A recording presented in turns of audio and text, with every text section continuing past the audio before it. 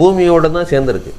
ஆமாம், சந்திரன் வந்து பூமி தான் சுற்றி வருது. ஆமாம், சூரியனை சுற்றலை.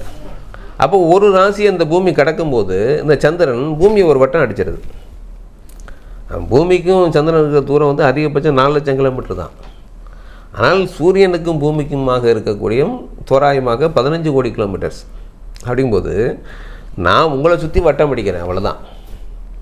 நீங்கள் வட்டம் அடிக்கிறது பெரிய சிஸ்டத்தை நீங்கள் நோக்கி பயன் வச்சுருக்கீங்க. அப்போது பூமி ஒரு ராசியை கடக்கிறதுக்கு 1 மாதம் எடுத்துக்குது அப்படின்னா சந்திரனுக்கும் 1 மாதம் ஆகும் ஒரு ராசியை பூமியுடன் சேர்ந்து கடப்பது. பூமியை விட்டு அது போகவே இல்லை. புரியுது? புரியுங்களா? அப்போ நீங்கள் சந்திரனை நீங்கள் நல்லா பார்த்தீங்கன்னா தெரியும் உங்களுக்கு. ஆனால் நம்மளுடைய கோணத்தில் நம்மளுடைய முன்னோர்கள் என்ன பண்ணியிருக்காங்க கேட்டிங்கன்னா, சந்திரனை இப்போ ஒரு ராசிக்குள்ளே வட்டம் அடிக்குது இல்லைங்களா, அதுக்குள்ளே 27 நட்சத்திர பாதையை கொடுத்துட்டாங்க.